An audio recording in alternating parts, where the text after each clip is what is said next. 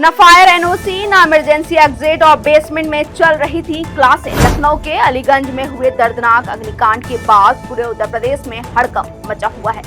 15 छात्रों की मौत के बाद अब सरकार एक्शन मोड में है। 100 से ज्यादा कोचिंग संस्थान सील किए जा चुके हैं और कई बड़े नाम भी प्रशासन की कार्रवाई की जद में आ गए हैं। आखिर लखनऊ में उस दिन क्या हुआ था, किन नियमों की अनदेखी की गई थी और अब योगी सरकार पूरे प्रदेश में क्या कार्रवाई कर रही है, आइए जानते हैं इस रिपोर्ट में। नमस्कार, मैं खुशबू सिंह और आप देख रहे हैं खबर ट्रेंड्स लाइव। लखनऊ के अलीगंज इलाके में हुए भीषण अग्निकांड ने पूरे प्रदेश को झकझोर दिया। हादसे में 15 लोगों की मौत हो गई, जिनमें बड़ी संख्या में छात्र शामिल थे। शुरुआती जांच में सामने आया कि भवन में फायर सेफ्टी के कई नियमों का पालन नहीं किया गया। हादसे के तुरंत बाद मुख्यमंत्री योगी आदित्यनाथ मौके पर पहुंचे, घायलों से मुलाकात की और पूरे मामले की उच्च स्तरीय जांच के आदेश दिए। इसके साथ ही प्रदेश भर में फायर सेफ्टी ऑडिट और जांच अभियान शुरू कर दिया गया।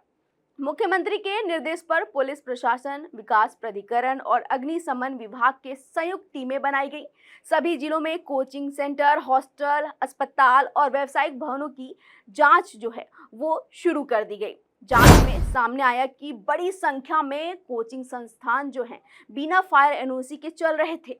कई जगहों पर बेसमेंट में क्लासरूम बनाए गए थे, जबकि बेसमेंट में केवल पार्किंग के लिए स्वीकृत था। कई भवनों में इमरजेंसी एग्जिट, फायर अलार्म और अग्निशामक यंत्र तक नहीं मिले। मुख्यमंत्री योगी आदित्यनाथ ने साफ निर्देश दिया कि अब किसी भी कोचिंग संस्थान को बेसमेंट में संचालित नहीं होने दिया जाएगा। साथ ही भवन का उपयोग उसी उद्देश्य के लिए होगा जिसके लिए उसे मंजूरी मिली है।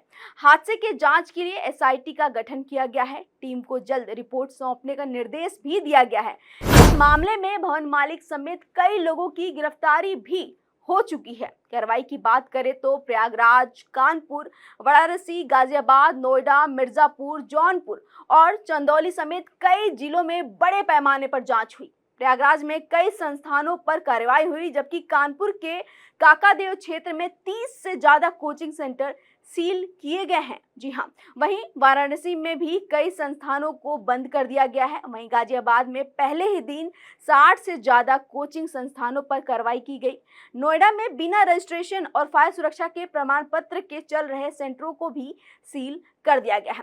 सरकारी नियम के मुताबिक बड़े कोचिंग संस्थानों के लिए फायर एनओसी, 2 सुरक्षित निकास मार्ग, फायर अलार्म और स्मोक डिटेक्टर और अग्निशामक उपकरण अनिवार्य है।